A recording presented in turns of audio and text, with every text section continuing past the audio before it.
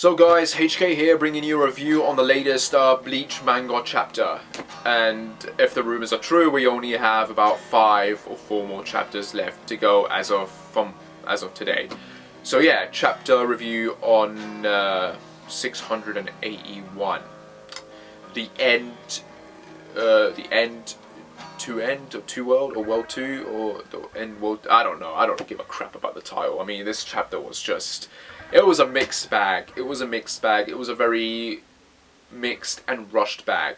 So yeah, we start off where we left off with Johan Bach going through the portal, and you know, Renji and Rukia arriving there and seeing Orihime and Ichigo screwed up basically.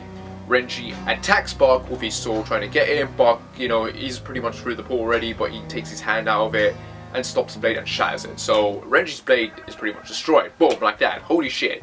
This dude is god level now. I mean, what the hell's gonna stop him, right?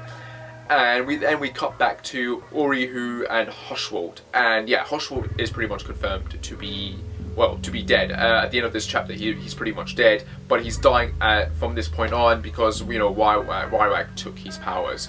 So this dude's on the floor, dying, Uryu wounded and injured, and you got Hoshwald, you know, saying that he's happy that this bastard took his powers and he's killing him. He's honored and proud of this, and he's also more honored by the fact that he didn't take Uryu's powers. So yeah, Uryu is confirmed not to have had his powers stolen because of the anti-feces ability that he's got.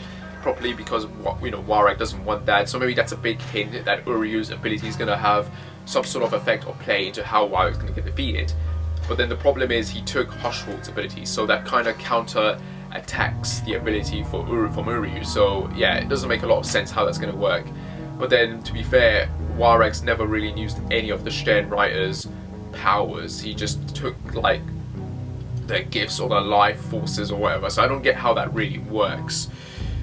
But yeah, Hoshwald's sitting there, he's dying, and in his final moments he tells Uryu that he wants to heal him, to take all these injuries onto himself because he's dying, and you know, there's no point for Uryu to be injured or hurt. I mean, he's not doing this because he's friends with him or anything, it's just more along the facts of that he's sort of a zealot, and he's like, you know, he wants to see whether Uryu's beliefs in his friends is possible will come true, so he's giving him the opportunity to see if he can accomplish that or not.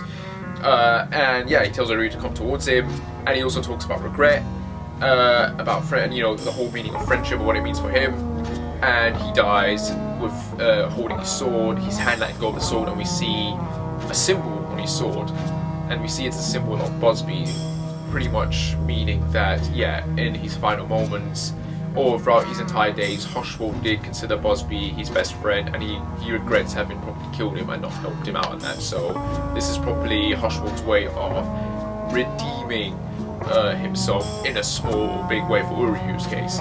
But yeah, those were the feels, man. Those were the feels. I'm not gonna lie. That was very good. That was very positive. Hoshwald's death was meaningful in a way, I guess.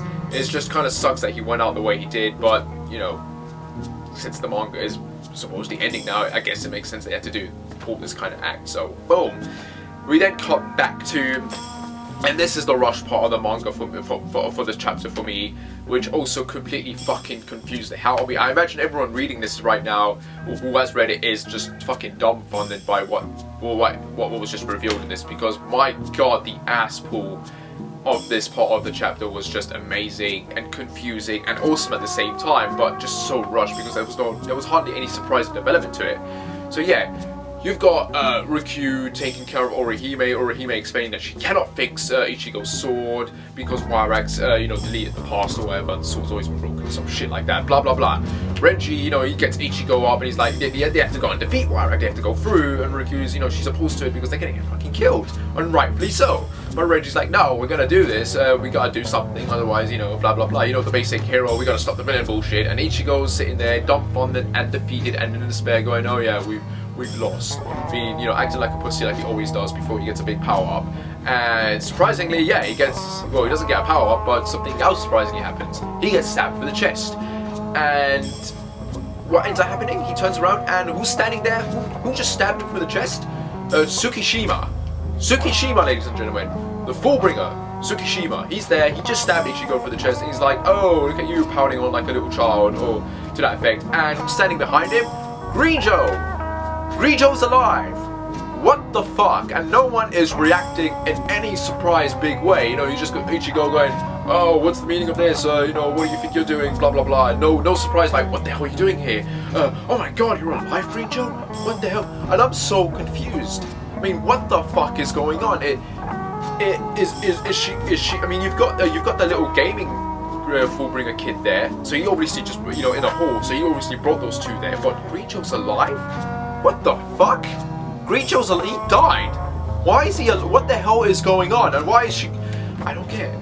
I don't get what's going on. And yeah, what happens at the end of this is that Shukishima's ability to insert himself into people's past and rewrite certain things kind of is used here to restore Ichigo's sword. Basically, he inserts himself into Ichigo's past where he's in an alternative reality, basically, where his sword was never broken, and thus Orihime is able to use her Son Genshin I Reject or whatever ability to bring the sword to a point where it was never broken. So I don't get it. It's just so fucking confusing. I mean, I get it and I don't get it. It's just hard for me to explain to you guys what's going on here unless you read it and understand the ability of these characters yourselves.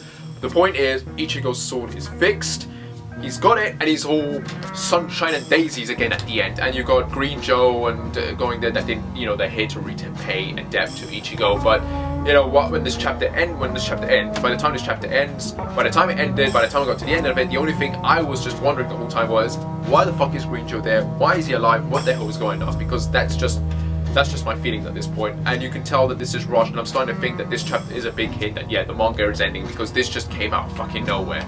It was great seeing Tsukishima again, and Greenjo, yeah, as well, but why the fuck is he alive? I don't get it. I don't get what's going on, guys. I just don't get it. So yeah, this chapter, was it worth the read? Yeah, I guess. I mean, it did a lot of things in one chapter, which is very surprising. I mean, you've got Reggie getting defeated, you've got Hush will die and Uriel getting a possible power-up, you've got the Fullbringers returning and helping Ichigo, like, in just the space of what, 15 pages? It's like, it's too much, and it's like, what the hell is going on? So yeah, I don't get it. I'm hoping there's some sort of explanation next week, but I don't think that's gonna happen.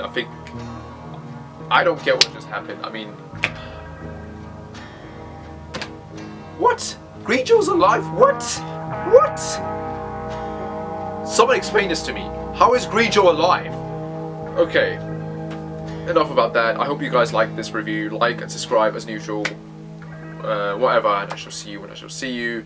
Hopefully someone in the comments below can clarify to me what the hell I read, because seriously, what the fuck did I just read? And is this a confirmation that Bleach is indeed ending in 4 or 5 chapters? I hope to God not, but this chapter just kind of confirmed that for me, because it was really rushed towards the end. I mean, Jesus fucking Christ, Kubo.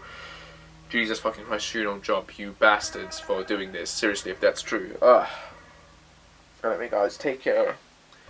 And hopefully next week's chapter will be a bit, well, it's definitely going to be fast-paced, but hopefully it will be more better, make more sense, because this did not make any sense.